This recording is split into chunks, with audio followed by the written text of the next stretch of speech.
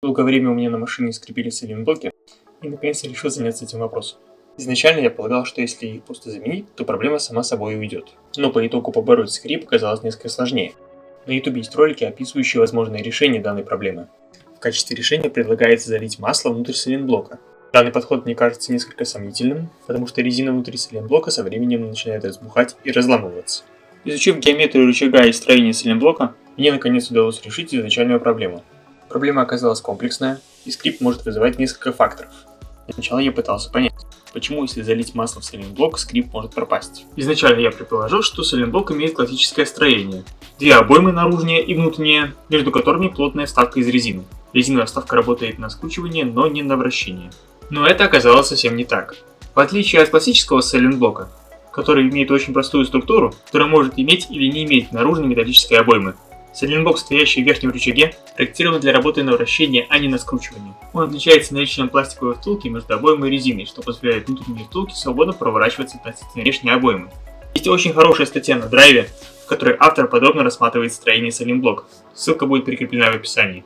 Резиновое тело в данном случае никак не скручивается, а проворачивается и не возвращает рычаг в исходное положение. Так как резина вращается внутри пластиковой втулки, предусмотрена установка пластикового пыльника для защиты плоскостей вращения от пыли и грязи. Соответственно, имеем первое место возникновения скрипа. Первый вариант загрязнения грязью или пылью, второй вариант отсутствия достаточного скольжения резиновой втулки. Отсюда получаем возможный вариант решения проблемы. Залив внутрь масла, скрип уйдет, но со временем резина разбухнет и потрескается. На мой взгляд, лучше использовать проникающую силиконовую смазку. Она устранит проблему скрипа и нейтральна к резине.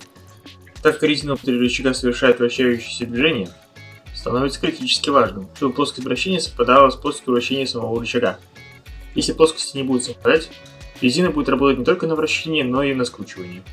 Со временем посадочные места рычага начинают деформироваться. Насколько сильно они деформированы, проверить очень легко. Достаточно установить развальный болт внутрь и посмотреть, насколько легко он встает на свои посадочные места. При даже небольшой деформации рычага, развальный болт будет вставляться внутрь с заметным усилием, потому что из-за несоосности сайлентблоков болт будет упираться во внутреннюю втулку с одной или с другой стороны. Поэтому первое, что нужно сделать перед установкой рычага, так это убедиться в соосности сайлентблоков. Развальный болт должен вставляться внутрь свободно и без усилия. При установке рычага уже на машину нужно обратить внимание, что рычаг становится неплотно. Есть небольшой зазор между посадочным местом и сайлентблоком. Данный зазор по регламенту не должен превышать полмиллиметра.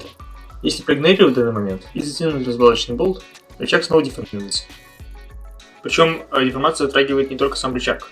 Внутренняя втулка сайлентблока стремится стать соосна с посадочным местом, в то время как наружная втулка стремится стать соосна со самим рычагом. Таким образом происходит деформация самой резинки. При этом, если учитывать то, что резинка должна еще и проворачиваться внутри обоймы, мы получаем ситуацию, в которой во время рабочего хода рычага резинка сначала проворачивается, а потом начинает деформироваться, упираясь во внешнюю обойму. Данное действие происходит циклично, и она образует вибрации, которые уже впоследствии слышны как скрип. Так что после того, как мы выровняли рычаг и наши сайлентблоки стали соосно, следующим шагом следует уменьшение зазора между рычагом и посадочным местом до допустимых в регламенте. Важной частью системы схода развала являются эксцентриковые шайбы, которыми и регулируется развал колес. Еще одна важная функция, которую они выполняют, они являются посадочным местом для самого рычага. После изучения мануала становится ясно, что данными шайбами осуществляется регулировка зазора между рычагом и его посадочным местом. Выпускаются шайбы толщиной 4, 5 и 5,5 мм. Регулировку можно осуществить и без помощи оригинальных шайб. Можно подобрать или изготовить дополнительные шайбы. Так как развальный болт фактически находится в колесной арке, на него постоянно воздействует влага и грязь. Если он закиснет, отрегулировать ход развала будет невозможно. А для его извлечения надо будет срезать либо рычаг, либо сайлентблок.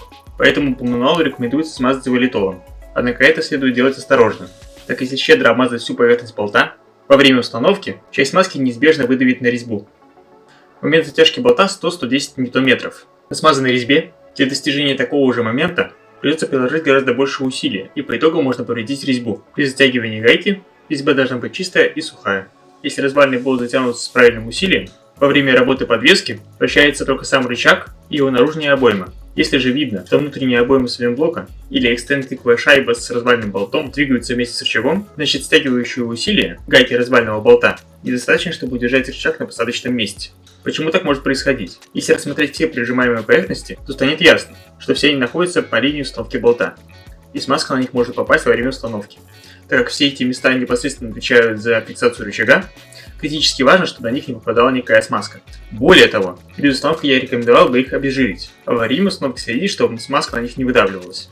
Если же мы все-таки их смажем намеренно или случайно, то после затяжки болта по регламенту, во время работы рычага, будет происходить скольжение эксцентриковой шайбы. И так как ось вращения рычага и ось вращения эксцентриковой шайбы не совпадают, шайба будет вращаться прерывисто, то и будет звучать как характерный скрип подвески.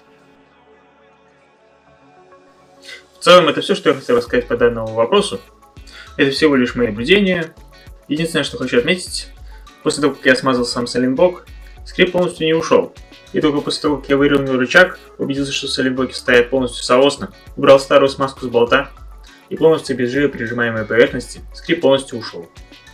Надеюсь, это видео будет кому-то полезно. На этом все. Пока.